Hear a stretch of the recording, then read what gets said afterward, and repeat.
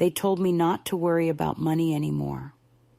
"I'll handle your bills, Mom," my son said, smiling that careful smile people use when they've already made a decision and are waiting for you to agree. I remember the exact tone, calm, patient, professional. The tone people use with someone they consider fragile. I wasn't fragile, not yet. I was just tired. My hands trembled a little when I wrote checks. My eyes blurred over the tiny numbers. He said, "You shouldn't have to deal with this paperwork, Mom. Let me take care of it. You've done enough." So I handed him my checkbook, my pen, my neat little ledger book with decades of my handwriting, every dollar accounted for. That's how it started. Not with theft, not with malice, just with a sentence that sounded like love. And 6 months later, I sat in the dark, listening to the refrigerator hum itself to death because the power had been cut. I'm 82 now. I live in a one-bedroom apartment on the east side of Des Moines, a place that smells faintly of old varnish and laundry detergent. My knees ache in the morning, and the radiator hisses like it's whispering secrets to itself. I've lived here since my husband died, nearly 10 years ago, and for the most part, I liked the quiet. I used to say it was a good place to grow invisible in peace. I never thought invisibility would make me pray. The apartment isn't fancy, but it's mine, or at least it used to feel that way, back when I paid my bills by hand and balanced my checkbook with a calculator so old its buttons stuck. I liked the sound of the pen scratching across paper, the sense of completion when I sealed an envelope and dropped it in the blue box down the street. Those small rituals kept the world in order. They were proof that I still had a place in it. The day the lights went out was cold. January cold. The kind that makes your bones remember every winter you've survived. I woke up before dawn, the way old women do, and put on my robe. I made oatmeal on the stove, humming to myself, and opened the mail that had been gathering on the counter. 3 envelopes, all plain, all thin. The first was from the electric company. I almost didn't open it. I assumed it was just another statement. When I did, I saw the red stamp first. Final notice. I blinked, thinking it must be a mistake. My son had promised he'd handle all of this. I'd handed everything over, the checkbook, the bank card, even the login information for the online account I never learned how to use. "You don't need to worry about these things anymore," he'd said. I wanted to believe him, and I did.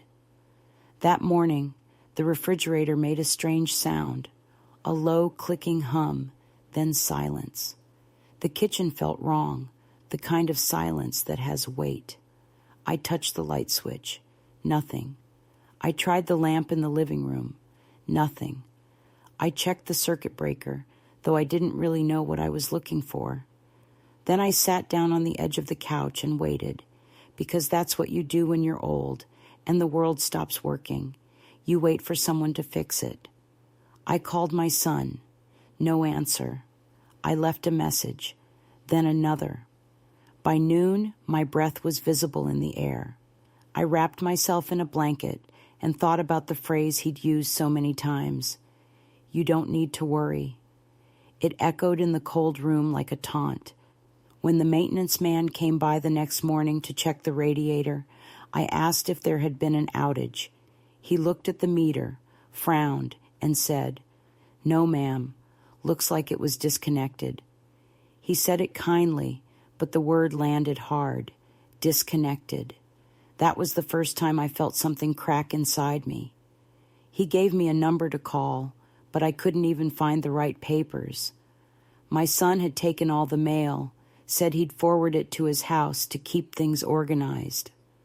I remember standing in the hallway with my hand on the wall, trying to keep my balance, thinking how easy it is to disappear one bill at a time. I used to be careful. I kept records of everything. When my husband was alive, He liked to tease me for my ledgers. He called me the family accountant. I balanced every checkbook, paid every insurance bill, kept track of every dime. After he died, that ledger was the one thing that made me feel capable. And then my son, Mark, started visiting more often. At first, it felt like comfort. He'd bring takeout, fix the leaky faucet, change the batteries in the smoke detector. He'd stay for coffee and talk about how hard modern life was, how complicated bills had become. He said he worried about me getting scammed. He showed me news articles about elderly people losing everything to phone schemes. He said, "I just don't want that to happen to you, Mom." I remember thinking how lucky I was to have a son like that. Looking back now, I can see the pattern forming, the careful steps of control, dressed up as protection. He started small. "Why don't I write the checks for you, Mom? I'll bring them by. You can just sign." Then, "You don't need to keep these statements. I can scan them." Then, "Let me set up auto pay. It's easier." And finally, "I'll handle everything. You just relax." I thought I was giving him a burden, not power. I thought I was saving him time, not handing over my autonomy. I thought I was being a good mother, the kind who trusts her child, who lets go gracefully. After the power went out, I waited 3 days before calling the utility company. I told myself it was just a mix-up, a clerical error. The woman on the line was polite, professional. "Mrs. Harrington," she said, "your account was closed 6 months ago. The new contact number we have on file is for a Mr. Mark Harrington." I felt the world tilt. She asked if I'd like to reopen the account in my own name. I said yes, my voice shaking. When she read the outstanding balance, I wrote it down on a napkin because I couldn't find my checkbook. It was gone, of course. He'd taken it. That night, I lit a candle. I sat in the flickering light and looked around my small apartment. Every picture on the wall was crooked from the cold, the wallpaper lifting slightly at the corners. I thought of all the nights I'd stayed up writing checks, adding numbers, making sure everything balanced. I'd always believed that order protected you, that if you did things right, people would do right by you. But sitting there in the dark, I realized how naive that was. Order means nothing when someone else holds the pen. I didn't sleep that night. I thought about the last conversation we'd had before this all started. We were sitting in the diner on 5th Street, the one with the chipped coffee cups and the clock that always ran 10 minutes slow. He'd said, "You've earned the right to stop worrying, Mom." I remember the pride in his voice, like he was doing something noble. I remember reaching across the table to touch his hand and saying, "Thank you, sweetheart. I'm lucky to have you." I wonder if he remembers it too, or if he's buried it under all the signatures he forged after that. The next morning, I called him again, straight to voicemail. I left one final message. "Mark, the lights are out. I need to talk to you." My voice didn't even sound like mine anymore, thin, brittle, embarrassed. That's the strange thing about betrayal. It doesn't roar when it arrives. It whispers. It makes you doubt your own hearing. You start thinking maybe you're overreacting. Maybe it's just a misunderstanding. Maybe this is still love.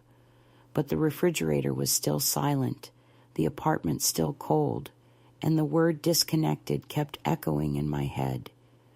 That's when I decided that if he wouldn't call me back, I'd find out for myself. And that decision, small as it was the first thing I'd done in months that felt like mine. The next morning, I dressed slowly, every joint stiff from the cold, and put on the same wool coat I'd worn since my husband was alive. It still smelled faintly of cedar and old soap. I wrapped a scarf around my neck, locked the door behind me, and stepped out into a morning so sharp it felt like glass. I wasn't sure what I planned to do. Maybe go to the bank, maybe just walk. But I knew I couldn't sit in that dark apartment another day, pretending things would fix themselves. The air bit through the sleeves of my coat, but it woke me up, made me feel something close to alertness. It had been years since I'd had to face a problem head on. When Mark began handling my bills, I'd let the habit of responsibility slip away without realizing how deeply it had once rooted me to the world. Responsibility is a strange form of love. It keeps you tethered to yourself. I didn't know I'd missed it until I lost it. The bank was only 6 blocks away, but I had to stop twice to rest my legs. The city looked washed out, pale under the winter sun, everyone hurrying past with their heads down. No one noticed the old woman clutching a canvas purse like a lifeline. When I reached the glass doors of First Regional, my reflection startled me. I looked smaller than I remembered, like someone had folded me in half. Inside, the air was too warm, the kind of heat that makes your skin itch. A young teller with bright pink nails smiled mechanically and asked how she could help. Her name tag said, Kayla. I told her I needed to check my account, that there might have been a mistake. She asked for my ID and tapped on her keyboard, her nails clicking like tiny hammers. Then she frowned. Mrs. Harrington, are you sure this is your primary account? She asked. I nodded, confused. Of course. I've had it for over 30 years. She hesitated, lowered her voice. It looks like the contact information was updated last spring. There's a joint signer now, Mark Harrington. Is that your son? Yes, I said slowly, feeling my heartbeat in my throat. Okay, well, according to our records, several large withdrawals were made between June and December. Do you have the check numbers? She turned the screen slightly, and I saw the list. I knew my own handwriting too well not to recognize the difference. The signatures were clean, steady, confident, too confident. Mine had grown shaky, uneven. He had signed my name as if he were proud of how well he could imitate it. I leaned in closer. Payments to Green Oaks Country Club. A check for $4,200 made out to cash. Another to an electronics store. One to a landscaping company I'd never heard of. I stared at the screen until the words blurred. Kayla looked uncomfortable. Would you like me to print this for you? I nodded, my mouth too dry to speak. She printed the pages and slipped them into a manila envelope, lowering her voice again. Do you want me to add a password to this account so only you can access it in person? Her kindness almost undid me. I swallowed hard. Yes, please. And could you tell me how much is left? She hesitated again, her eyes flicking to the screen. 147.62s. For a moment, I couldn't move. I thought I might faint, but pride kept me upright. I thanked her, took the envelope, and walked back outside. The cold hit me like a slap, but it was a relief after the suffocating heat of that building. I stood on the corner for a long time, clutching the papers, watching traffic crawl by, and thought about how easily a life can be emptied. Not in one grand catastrophe, but slowly, through trust. I took the long way home, past the park where I used to take Mark when he was little. The benches were buried under snow, the swings creaking idly in the wind. I remembered him at 7, red-cheeked and laughing, his mittens dangling from strings, yelling, "Push me higher, Mom."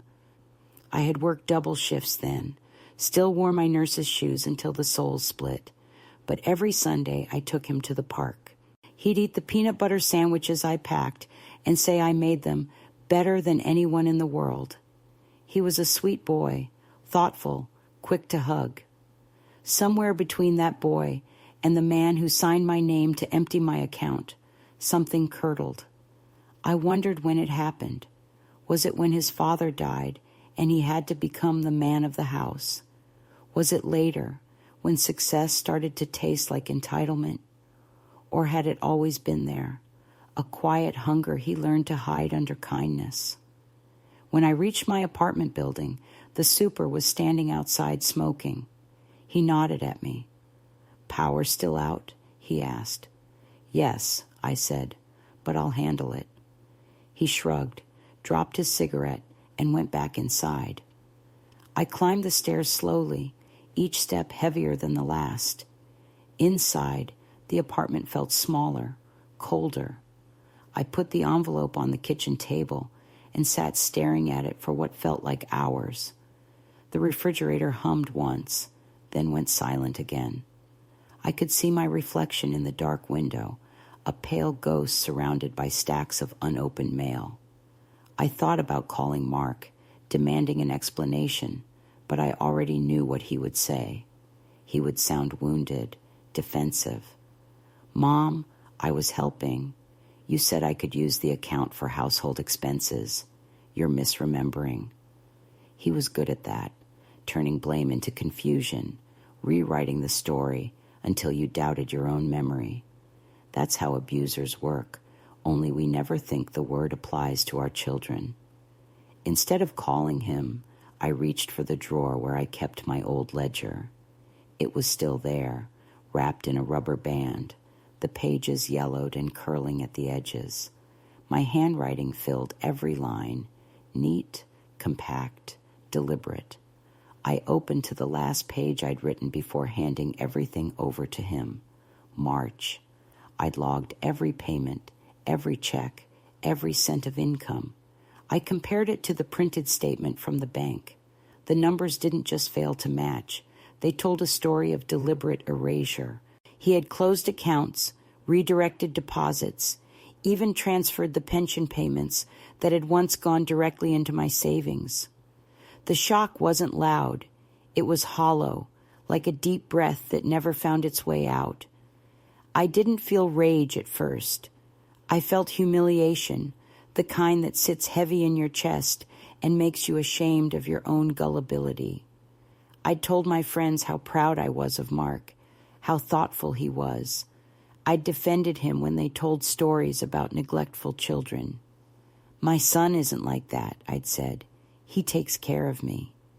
The irony stung so sharply I almost laughed. When the first tear came, I wiped it away angrily. Crying felt too small for what had happened. It wasn't sadness. It was displacement, a physical acknowledgement that something inside me had shifted. I realized, sitting there in the half-light of the kitchen, that my life had become a closed circuit of dependence. I had given him everything that tied me to the world, the bills, the keys, the numbers, the trust, and he had used it all to erase me. I made tea with the last of the gas in the stove and drank it standing by the window, watching the streetlights blink on. Somewhere across town, he was probably eating dinner with his wife, laughing, telling her he'd sorted out Mom's finances. Maybe he even believed he'd done me a favor. Maybe he thought he'd earned credit for being the good son. But what he really did was steal the last thing I had that proved I could stand on my own. That night, I opened the drawer beneath the sink and found the small envelope of cash I'd kept hidden since my husband's funeral. $960, folded neatly in 20s. "For emergencies," I'd written on the paper band. I stared at those bills for a long time, realizing that this betrayal, this theft of dignity, was exactly the kind of emergency I'd once imagined but never believed would happen. I tucked the envelope into my coat pocket, smoothed the paper of the bank printout, and whispered to the empty room, "All right then, if I can lose everything, I can also start again." It wasn't courage yet. It was just motion, the faint stirring of something that had been asleep too long. But that was the catalyst, the moment the story shifted from being done to being written anew. I didn't know what would come next, only that the next move, whatever it was, would be mine. For the next week, I moved through my days in a haze that felt both heavy and crystalline, as if the world had slowed down just enough for me to see every detail of its indifference. I paid the overdue bill from the cash I had hidden, not because I wanted to save the apartment, but because I refused to let him finish erasing me. The lights came back on 2 days later, humming their flat, electric reassurance. Yet everything inside that glow looked different. Even the furniture seemed like props in a play I no longer belonged to. I began noticing things that had always been there, but had gone invisible through routine. The worn mark on the wallpaper where I had once leaned my shoulder while cooking, the faint dent in the sofa cushion where my husband used to sit, the smell of old paper that clung to the curtains. They were witnesses now, not comforts. I felt as though the apartment itself had been holding its breath, waiting for me to open my eyes to what I had allowed to happen. I started keeping the envelope of documents from the bank on the kitchen table, a quiet totem of truth. Every morning, I would spread the papers out and stare at the rows of transactions, not for the numbers, but for the betrayal written between them. Each check was like a small wound with a date attached, a timeline of trust dissolving. I could map my son's greed the way one traces an infection spreading through the body. At first, I thought about confronting him directly, about catching a bus to his house and demanding answers face to face. But then I realized what he would do. He would talk over me, charm me, confuse me until I began to doubt myself again. He had a talent for softening cruelty with logic. "You misunderstand, Mom," he would say. "I was just keeping things simple." And I would shrink, the way I always did, when he used that patient tone reserved for children and clients. No, I needed to act differently this time, so I decided to learn. I spent 3 days reading every letter and pamphlet the bank had ever sent me, deciphering the bureaucratic language like a foreign text. I made notes in the margins, underlined terms I barely understood, and by the end of the third night, something inside me had shifted from humiliation to determination. The language of money had always intimidated me, but as I traced each phrase, joint authorization, power of attorney, revocation, I felt an unexpected thrill, the spark of a long-buried intelligence. I realized that my ignorance had been my son's favorite kind of power. He had built his authority on my uncertainty. If I could name the thing, I could fight it. On the fourth morning, I walked to the public library. It was a long walk, farther than I'd managed in months, and by the time I reached the steps, my knees were trembling, but I felt alive in a way I hadn't since before my husband died. The librarian, a quiet woman with gray hair pulled tight into a bun, looked surprised when I asked for books on personal finance and elder law. "We don't get many requests for that," she said softly, but she led me to a section lined with thick manuals and self-help guides. I sat at one of the wooden tables under the skylight, the air dusty and faintly sweet, and began to read. I stayed there for hours, copying paragraphs onto index cards, sketching flowcharts like a student cramming for an exam. The librarian passed by once and asked if I was all right. I told her I was better than all right. I was catching up. When I left, the sun had already set, the snow glittering under the streetlights. I felt tired but steadied, like someone who had been wandering lost and finally found a map. That night, I pulled out my old address book and flipped to the section labeled P. There it was, in my faded handwriting, Parker and Wills, attorneys, the same firm that had handled my husband's estate. I wasn't sure if they still existed, but the phone number looked familiar, the kind that had rung in every kitchen of my life. I hesitated for a long time before dialing. The voice that answered was warm but brisk. Parker and Wills, this is Denise. When I explained who I was and why I was calling, she grew quiet. We can schedule a consultation, she said. But just so you know, if your son's name is on the account, this might get complicated. I told her I was tired of simple lies. I was ready for complicated truth. We made an appointment for Monday. The days that followed were strange, half haunted and half alive. I began noticing how the world treats older women who walk alone with purpose. Some people smile too hard. Others look away, as if independence were indecent. I carried my papers everywhere in a worn leather folder, afraid to leave them behind. At the grocery store, when I paid with cash, the clerk said, "No card?" And I almost laughed.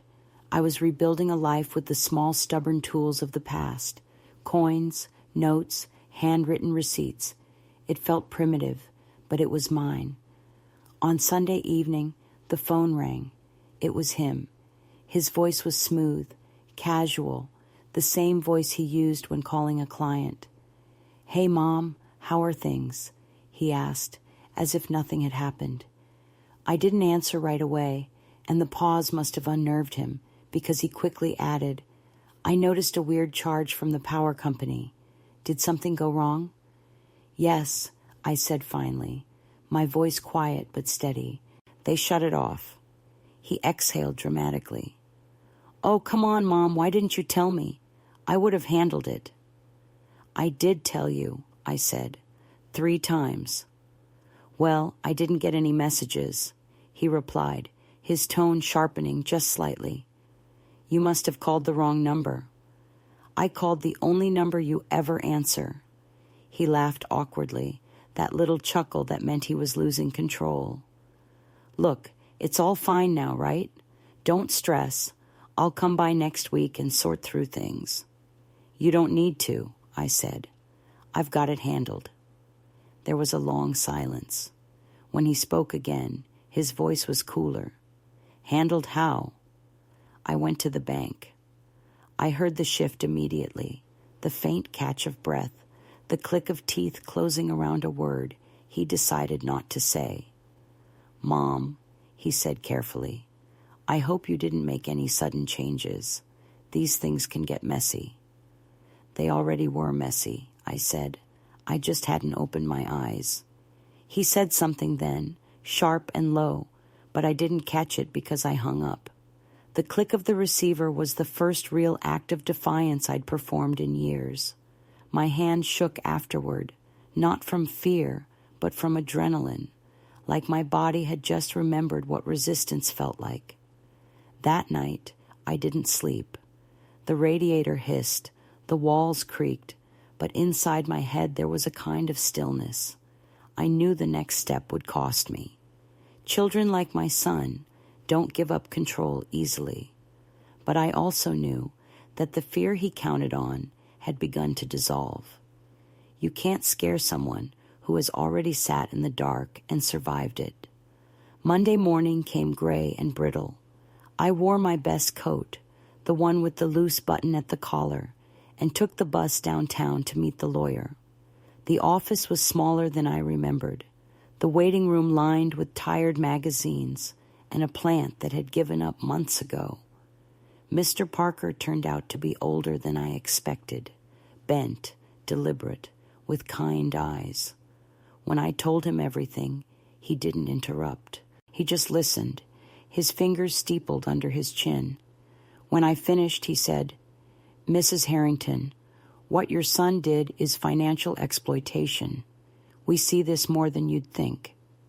The word exploitation sounded clinical, almost antiseptic, but I knew it meant theft with family fingerprints. He explained my options. I could file a report, freeze the account, revoke his access. Each word sounded both terrifying and liberating. He asked if I wanted to press charges. I didn't answer right away. "He's my son," I said finally. "He took care of me." Mr. Parker nodded slowly. "Sometimes they take care of you until there's nothing left to take." When I left his office, I stood on the sidewalk for a long time, watching the snow melt into gray puddles. For the first time in months, I felt something close to clarity. It wasn't triumph, not yet. It was the faint tremor of momentum. That evening, when I got home, I found an envelope slipped under my door. No stamp, no return address. Inside was a folded sheet of notebook paper. In my son's handwriting were 3 words: "Please don't do this." There was no apology, no explanation, just that plea, like a command disguised as concern. I placed the note beside the bank statements on the table and looked at them both under the harsh kitchen light, the evidence of theft and the evidence of fear. For the first time, they seemed equal. I wasn't the powerless one anymore. I made a simple dinner, washed the dishes, and turned off every light in the apartment. I stood in the darkness, the same darkness that had once terrified me, and waited for my eyes to adjust. They did. They always do. The morning I went back to the bank to close the joint account, the air smelled faintly of thawing snow and car exhaust, the kind of smell that always reminds me of March and waiting for something to change. I carried my folder pressed close to my chest, afraid that if I loosened my grip, I might lose the courage that had carried me this far. Inside that folder were my statements, my notes, my ledger, and the lawyer's letter confirming that the account was legally mine again. I had spent the previous night reading the letter over and over until I could recite the words in my head like a prayer. I, Margaret Harrington, being of sound mind and in full capacity, hereby revoke and annul all rights of secondary signatories. The sentence sounded dry, bureaucratic, but it was a small hymn of reclamation. It meant I was visible again, a person with legal presence in her own life. At the bank, the teller who had helped me before wasn't there. In her place stood an older man with wire-rimmed glasses who reminded me of the teachers who used to scold us for whispering.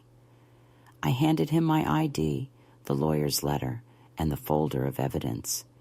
He read carefully, his lips moving silently. After a while, he looked up and asked, "Would you like to reopen your personal account, Mrs. Harrington?" I nodded. "And you'd like to remove your son from all access?" He continued, his tone neutral, but his eyes kind. "Yes," I said, "all access." He typed for a long time, the rhythmic tapping of keys like a pulse filling the quiet air between us. When he finally looked up again, he smiled faintly. "It's done," he said. "You're the sole owner now." I felt an unexpected sting behind my eyes, not from sadness, but from the sharp relief of autonomy. I thanked him and walked out into the sunlight, clutching the folder against my chest like it contained oxygen.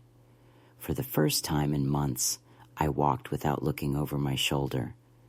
I stopped at the bakery near the corner and bought a coffee and a small cinnamon roll, something I hadn't allowed myself in ages.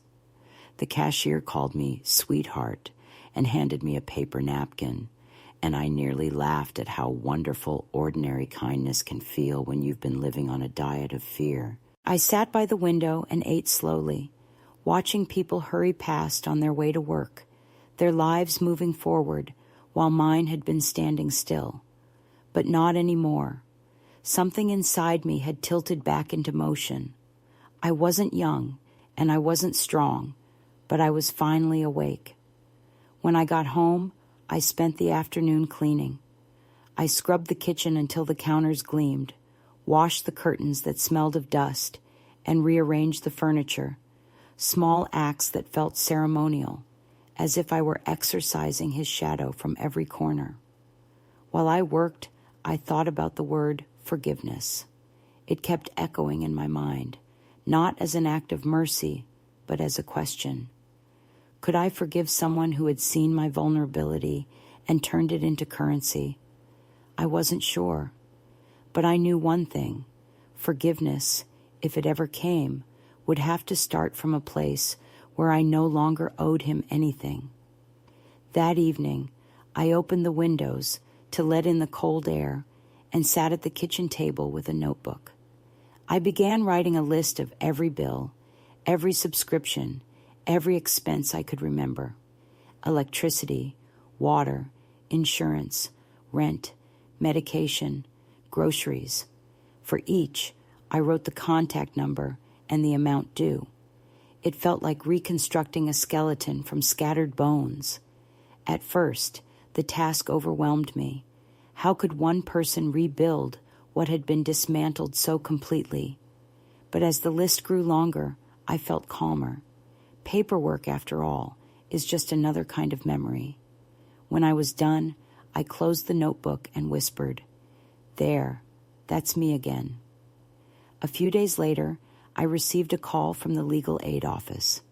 They had connected me with a volunteer financial counselor named June, a retired accountant who now helped elderly clients regain control of their finances. She invited me to meet her at the community center. I hesitated, unsure if I wanted to tell another stranger my story, but something in her voice, steady, unflinching, convinced me. The next morning, I put on my wool coat, tied the loose button with a safety pin, and took the bus across town. The community center was a squat brick building behind a grocery store, the kind of place where the linoleum always smells faintly of coffee and floor wax.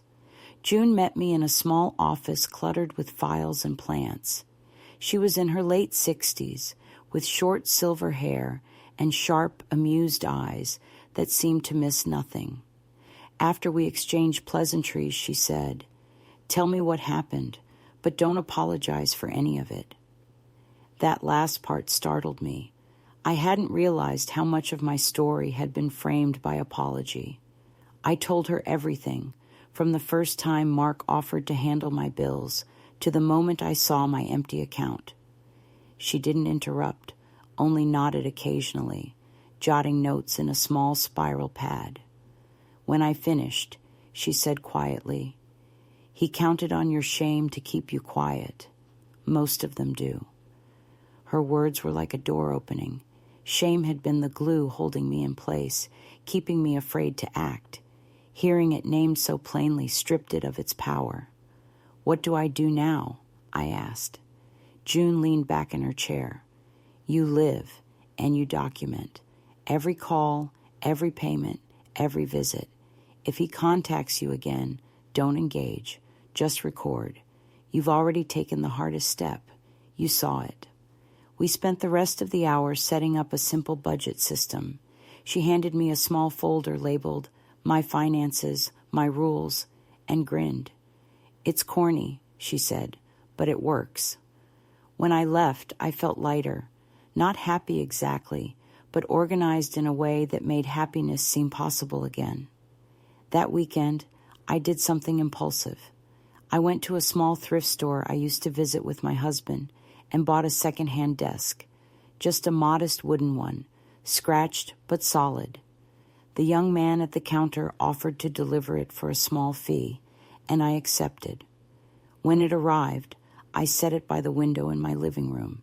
I placed my ledger on top, my folder beside it, and an old lamp I'd kept in storage. The setup reminded me of the small home office I once had when I worked part-time at the clinic. I sat there for a long time that night, running my hand over the surface of the desk, feeling the grain of the wood under my fingers.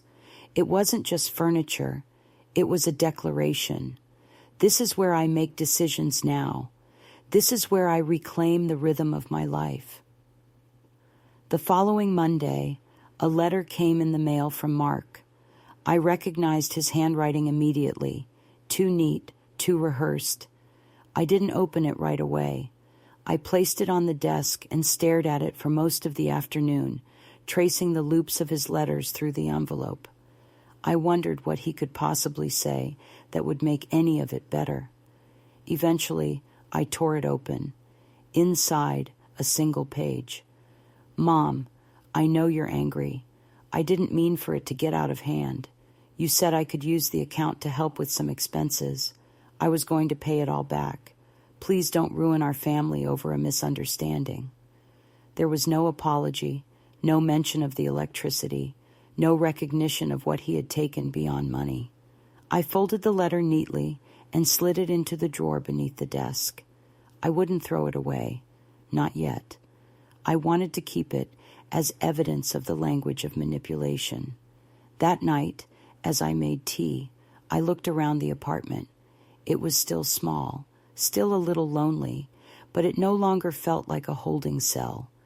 The act of claiming the account, of setting up the desk, of writing my own bills again, it had shifted something deeper than finances. I had always believed that control was a young person's privilege, that after a certain age, you were supposed to surrender pieces of your life like expired licenses. But sitting there in my quiet apartment, pen in hand, I realized how wrong that was.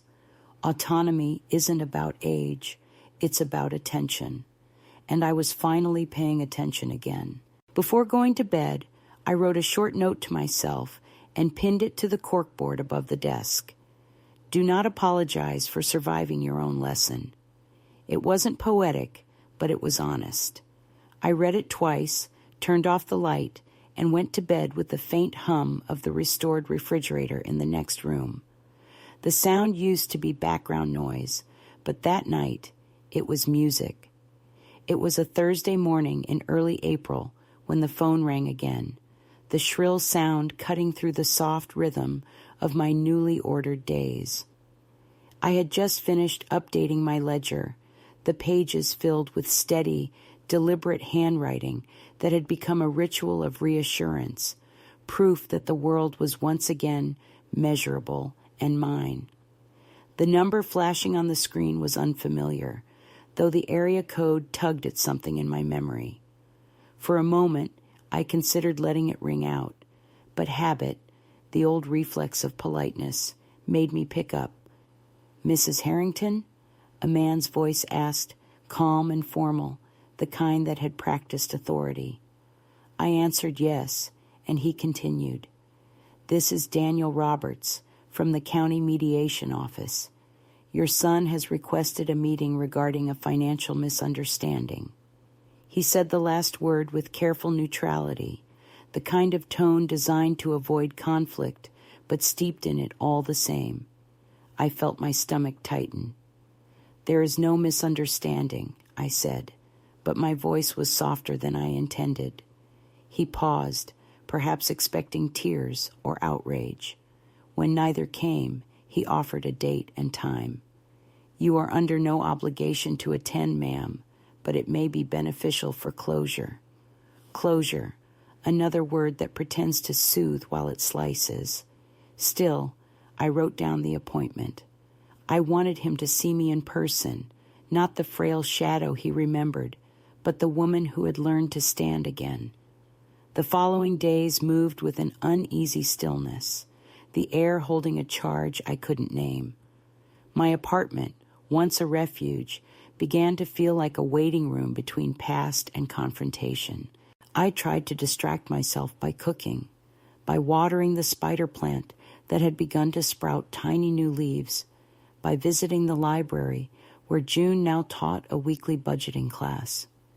But each night, when the city quieted, I could feel the anticipation crawling under my skin. I practiced what I might say to him, how I would keep my voice steady, how I would not fall into the old trap of justifying my pain. I even ironed my best blouse, the one I used to wear to staff meetings back at the clinic, a small reminder that I once knew how to hold my ground. When the day came, the sky was pale and expressionless, a colorless ceiling pressing down on the city. The mediation office was on the second floor of a converted courthouse, the hallways lined with muted posters about conflict resolution and family harmony. A receptionist led me to a small room with beige walls and a round table at the center. The air smelled faintly of coffee and nerves. My son was already there, sitting with his back straight, his hands clasped too tightly on the table. For a brief second, I saw him not as the man who had stolen from me, but as the boy who once cried over a scraped knee, and that fleeting softness almost unmoored me. But then he looked up, and I saw the familiar guarded expression, the one that always preceded a justification. "Mom," he said, standing halfway, then deciding against it. "You look good." I thanked him, took my seat opposite, and folded my hands calmly on the table. The mediator, Daniel Roberts, sat between us, flipping through a file. He began by outlining the purpose of the meeting, his voice smooth and procedural, the language of bureaucracy trying to contain the rawness of family. "Our goal today," he said, "is to discuss the financial concerns in a way that allows both parties to express their perspectives." Perspectives, another tidy word that erases guilt. Mark spoke first, of course. He always did. "I never meant for things to get so complicated," he said, his voice a blend of apology and self-defense. "Mom was struggling with her eyesight, and I thought I was helping. When Dad passed, she got overwhelmed. I just wanted to keep things organized." He turned to me, the edges of a practiced smile tugging at his mouth. "You know how you get, Mom, when the mail piles up. You worry too much." His tone was gentle, almost coaxing, the same tone he had used when convincing me to sign over the accounts. He had perfected the art of sounding reasonable while rewriting the truth. I waited for the mediator to nod, to invite my response, and when he did, I spoke quietly but with precision. "I wasn't overwhelmed, Mark. I was grieving, yes, but not incapable. You offered help, and I accepted it because I trusted you. That trust was not permission to steal." His jaw tightened, his eyes flicking briefly toward the mediator before settling back on me. "You think I stole from you?" he asked, voice rising just enough to draw attention to his wounded pride. "I paid bills. I handled maintenance. I drove you to appointments. Do you think that was free?" "I used some money for expenses, yes, but I always planned to replace it." I looked at him steadily. "You paid my electric bill with my money, then paid for golf clubs with the same checkbook. If that's your idea of maintenance, then perhaps you should maintain your conscience."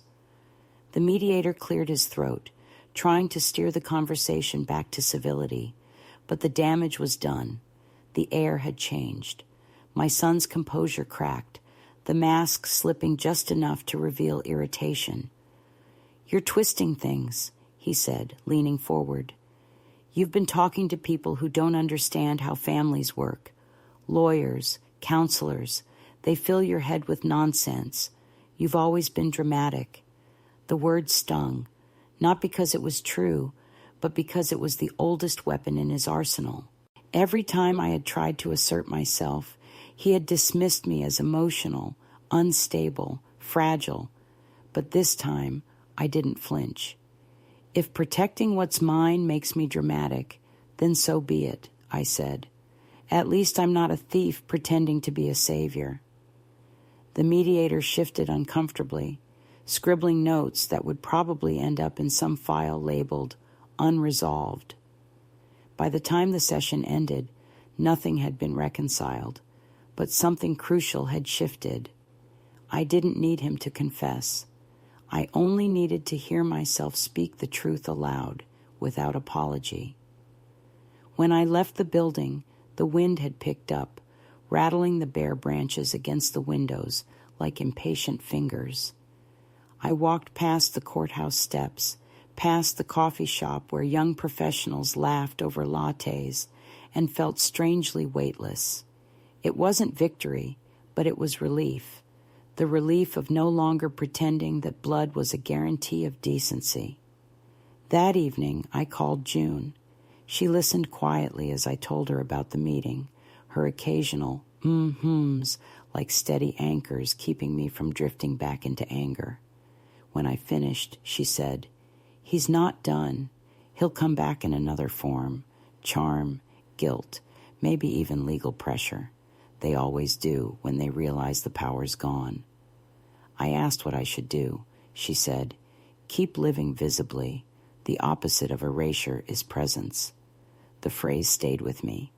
A week later, he showed up at my apartment. I saw his car through the thin curtains before the knock came. For a moment, I considered pretending not to be home, but avoidance had become a kind of weakness I could no longer afford. I opened the door. He stood there with a strained smile, a bouquet of supermarket flowers in one hand and a brown envelope in the other. "I just want to talk," he said. I stepped aside, not out of forgiveness, but out of curiosity. He placed the flowers on the counter and handed me the envelope. "These are receipts," he said, "proof that I didn't take as much as you think." I opened it slowly. Inside were a few photocopied documents, some legitimate, others clearly altered. "You forged the signature block," I said, tracing the faintly mismatched typeface with my finger. "You even misspelled my middle name." He exhaled sharply, the charm evaporating. "What do you want from me, Mom? An apology? Fine, I'm sorry. Happy now?" The words were acid. I closed the envelope and set it aside. "I don't want sorry," I said. "I want distance."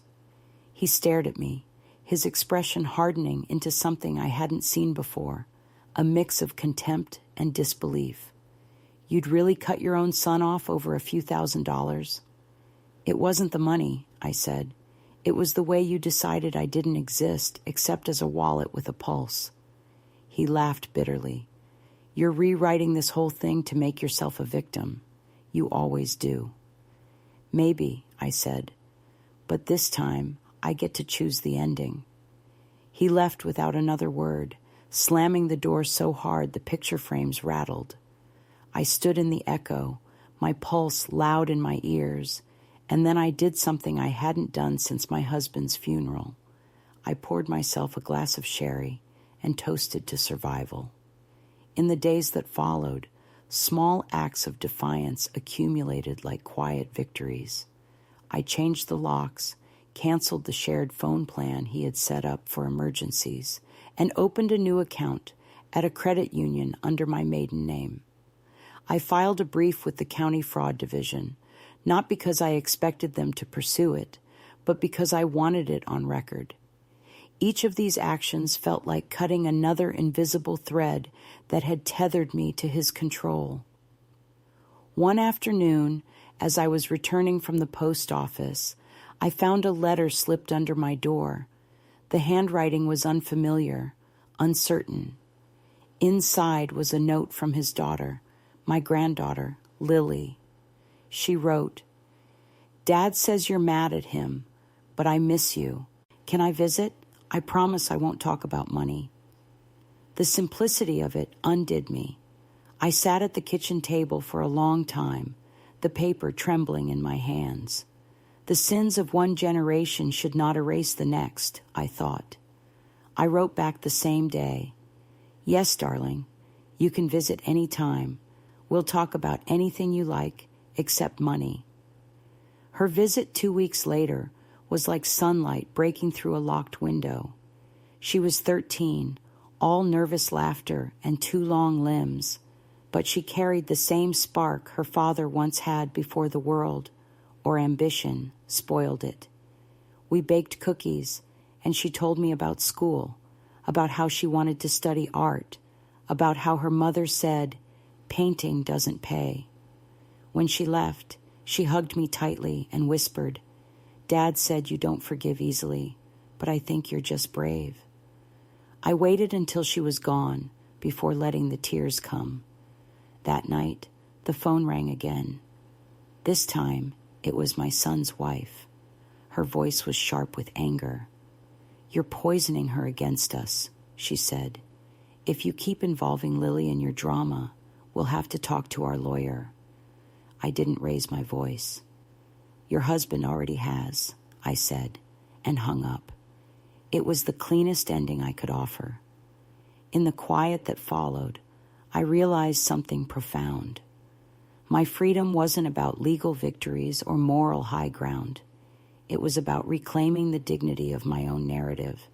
He had tried to write me out of my own story, to turn me into a supporting character in his version of events.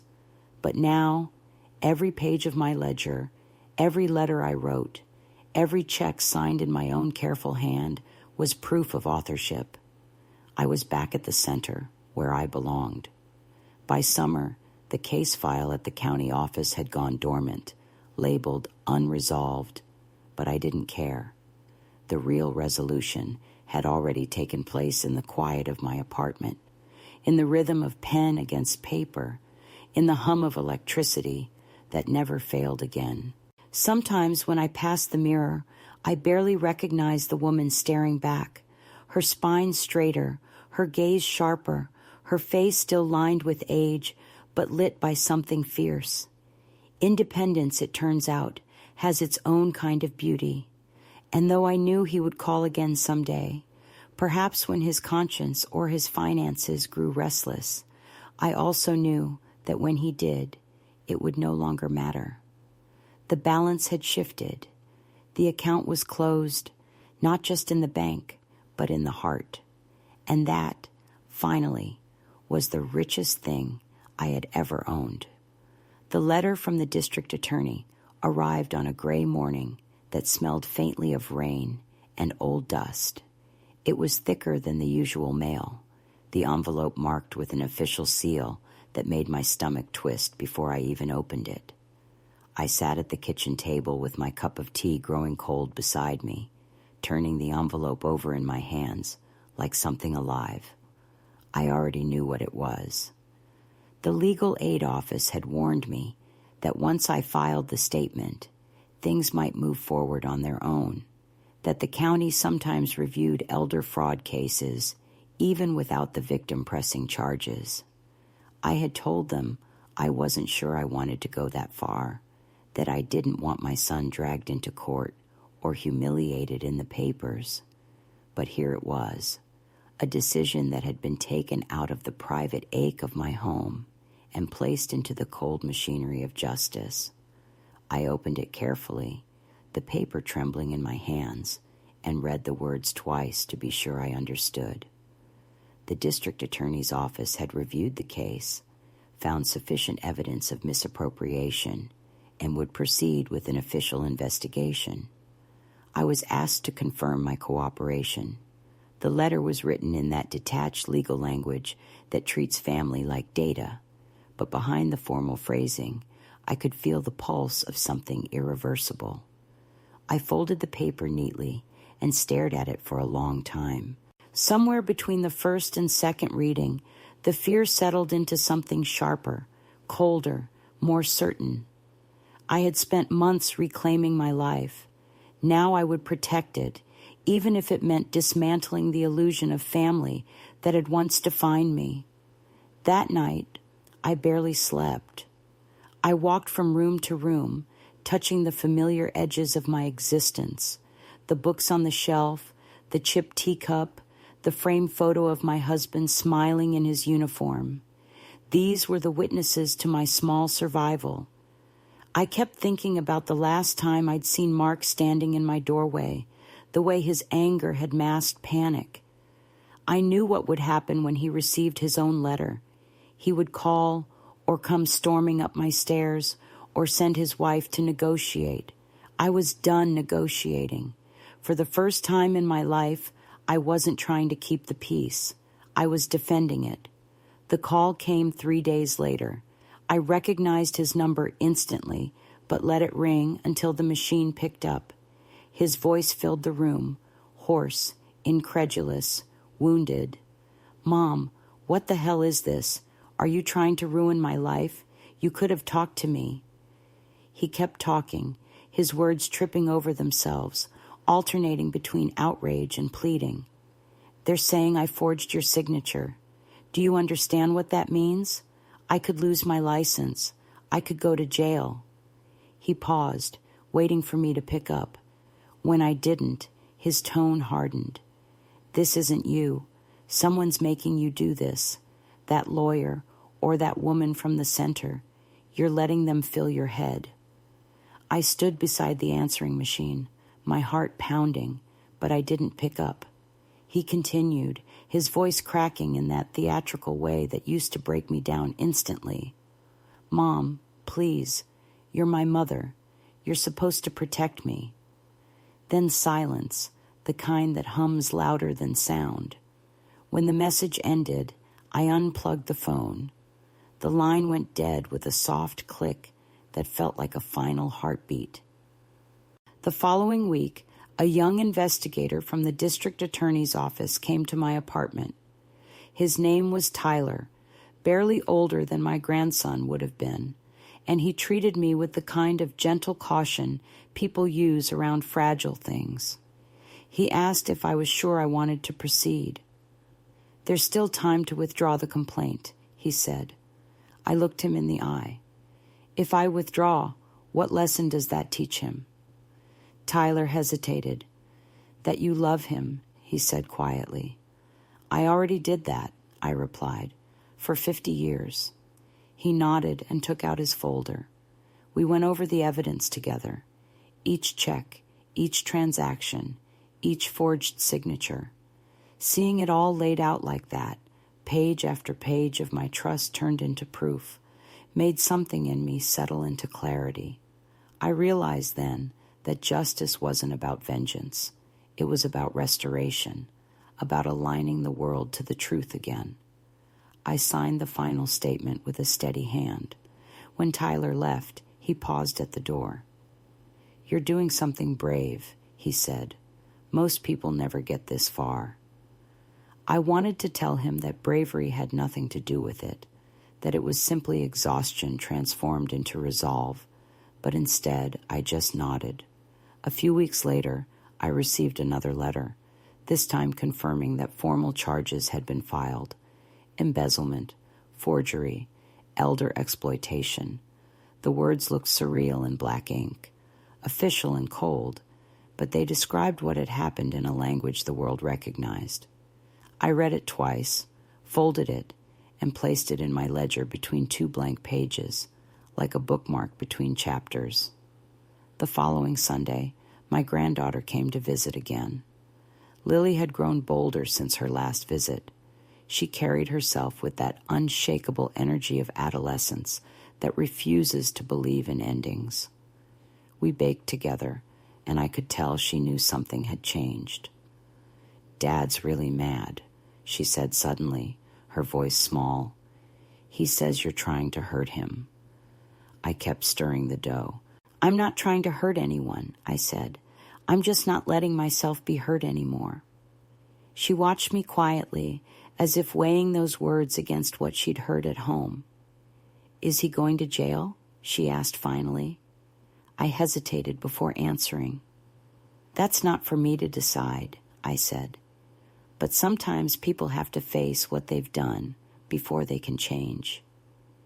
That night, after she left, I sat at my new desk by the window and wrote a letter, not to my son, but to the woman I used to be. I wrote slowly, deliberately, the way I used to write checks, measuring every word. You thought silence was dignity. You thought endurance was love. You thought forgiveness could keep you safe. But silence made you invisible. Endurance made you small. And forgiveness became another name for permission. You survived because somewhere deep down, you still believed you had the right to your own story. When I finished, I folded the letter and placed it inside the drawer next to my ledger. The hearing date was set for mid-June. I didn't have to attend, the lawyer said, but I did.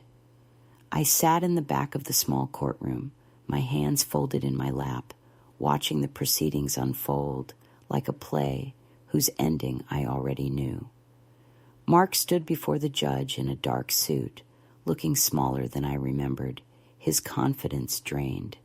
His lawyer spoke about misunderstanding, about family, about good intentions gone wrong. I watched the back of his neck tighten As the judge read the charges, he didn't turn around. He never looked for me. When it was over, when the bailiff called the next case, I slipped out quietly. The sunlight outside was blinding. Walking home, I didn't feel triumph. What I felt was space, an immense quiet space inside me where the noise used to be.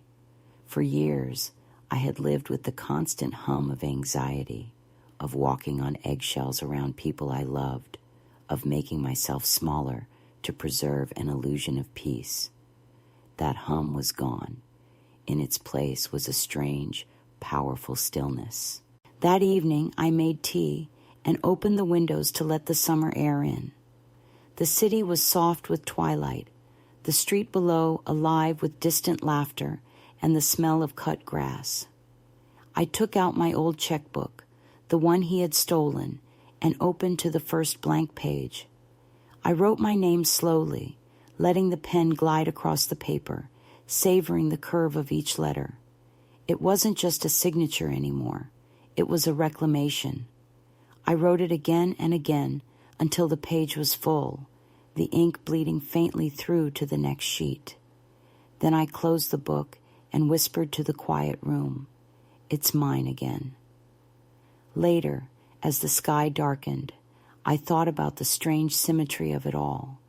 The same act that had once been the symbol of my helplessness had become the proof of my return. I didn't know what would happen next. Maybe there would be more calls, more letters, more accusations. Maybe he would plead out and avoid prison. Maybe he would never speak to me again. But none of that mattered anymore. What mattered was that the lights were on, the bills were paid, and the name on every account, every letter, every key was mine. For the first time in years, I slept through the night without waking. In the dream that came just before dawn, I was standing in my old house, the one we lost after my husband died. The kitchen was bright, sunlight spilling across the counters, and I was cooking, humming an old tune. Mark was there too, but younger, no older than 10, sitting at the table drawing something with a broken crayon. He looked up, smiling, his face untroubled. "You don't have to worry, Mom," he said, the same words he had spoken years ago in betrayal, but this time they sounded different, innocent again, harmless. I smiled back, not with forgiveness, but with understanding. Then I turned off the stove, wiped my hands on a towel, and walked out of the dream before it could change. When I woke, the sun was already rising, warm and gold through the thin curtains. I made myself a fresh cup of tea and opened the window wide. Outside, the street was alive with ordinary life. Children on bicycles, a man walking his dog, someone whistling off-key. I realized that I no longer felt the weight of waiting for anything or anyone. My life, at last, belonged only to me. The months after the hearing passed in a kind of quiet I had never known before, not the silence of fear or loneliness, but the full-bodied stillness that follows a long storm. The apartment became lighter somehow, as if air had started circulating again after years of being trapped. I rearranged the furniture one last time, not because I needed to, but because I could. I gave away the old sofa that had held too many of my sleepless nights and replaced it with a small armchair I found at a thrift store, soft and yellow, like sunlight preserved in fabric. Every object began to find its rightful place, as though the rooms themselves were breathing with relief that they no longer had to hold the weight of secrets. I began walking in the mornings, slowly at first, down to the park where the magnolia trees were starting to bloom again. There was something humbling about how the world kept moving forward, with or without our permission. The same trees I had passed in grief a year ago were now heavy with flowers, unbothered by what had happened inside my life. I would sit on the same bench where my husband and I used to rest when his legs grew weak and watch the sunlight move across the grass. The world, it seemed, was unbothered by justice or betrayal. It only cared about persistence. And persistence, I learned, was its own quiet form of victory. The investigation ended quietly, too. I never attended the final hearing, but my lawyer called to tell me that a settlement had been reached. Restitution, probation, financial counseling. Words that sounded sterile, bureaucratic, and somehow beside the point. I thanked him and hung up. I didn't need the money. What I needed was acknowledgement, and that I already had. He never called again after that. There was no apology, no letter, not even a rumor through the family. The silence he left behind was cleaner than any reconciliation could have been. I used to think closure meant the return of something lost, but it doesn't. It's simply the acceptance that some things will remain unfinished, and that's all right. Lily continued to visit. At first, she came quietly, uncertain whether she was trespassing on an invisible family line. But the moment she stepped into my kitchen and saw the cookies cooling on the rack, she smiled like a child who knows that love can survive almost anything. We talked about school, her drawings, the boys she liked, who didn't yet like her back. She was discovering how to hope without expecting, something that took me 80 years to learn. Before she left each time, she would ask, "Are you doing okay, Grandma?" And I would smile and say, "Better than ever, darling. The lights are still on." She didn't understand the full meaning of that. Not yet, but someday she would. I began volunteering at the community center with June. She said she needed help organizing files, but I think she just wanted to keep me busy. We started a small group for older women called Clear Accounts, though what we really cleared were our consciences. We met once a week, sitting in a circle with cups of coffee, sharing stories that all sounded different but ended the same way, with someone realizing too late how easily love can disguise control. There was Edith, whose daughter sold her jewelry to pay off debts, and Nora, whose grandson used her credit card for gambling. We never pitied each other. Pity was a kind of insult. We told our stories, compared notes, passed along the names of honest lawyers and good banks, and sometimes, when the light outside began to fade, we simply sat in silence, letting the truth settle into something bearable. One evening after a meeting, June looked at me over her glasses and said, "You know, you've become the one everyone listens to." I laughed softly. "Maybe because I was quiet for so long," I said. She smiled. "Or maybe because you finally sound like you believe yourself." I thought about that all the way home, the city lights flickering across the bus window like signals from another life. There's a strange power in surviving without bitterness. It doesn't erase the past. It just removes its permission to define you. Back in my apartment, I made tea and sat by the window where my small desk now lived, my ledger still open beside the lamp. It was no longer just a book of numbers, but a record of restoration. Every month, when I balanced it, I would add a note at the bottom in the margin, little fragments of truth disguised as arithmetic. I paid the water bill on time, and no one questioned me. The insurance was renewed under my name alone. I am solvent. I am seen.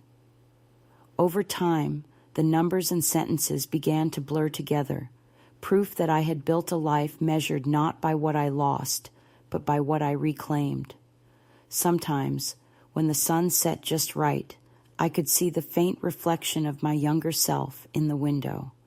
The woman who once believed her worth depended on being needed, who mistook silence for peace. I no longer pitied her. She had done her best with the tools she had, and in her quiet endurance, she had left me something valuable, the certainty that it's never too late to rewrite the story, even when the ink is nearly dry. On the anniversary of the day the electricity was cut, I invited Lily over for dinner. We cooked pasta, burned the garlic, laughed, and left the dishes for later. After we ate, she wandered around the apartment, looking at the photos on the wall. There was one of her father as a child, sitting on my lap, his face open and bright. She touched the frame gently and said, "He looks so happy." I nodded. "He was," I said. She didn't ask what happened after, and I didn't explain. Some stories are better understood through silence. Before she left, she handed me a small sketch she had made of the two of us sitting on the park bench under the magnolia trees. "So you don't forget," she said. I looked at the drawing, at the soft pencil lines that captured us both in the same moment of calm, and felt something loosen inside me. "Oh, sweetheart," I told her, "I don't forget. I just forgive differently now." She smiled, unsure what I meant, but it didn't matter. She would learn. That night, when the house was quiet again, I stood by the window watching the city lights flicker in the distance. The same lights that once mocked me with their absence now shone like small, steady affirmations. I thought about all the women sitting in their own dark kitchens somewhere, waiting for explanations that would never come, trying to understand how love could turn into invisibility.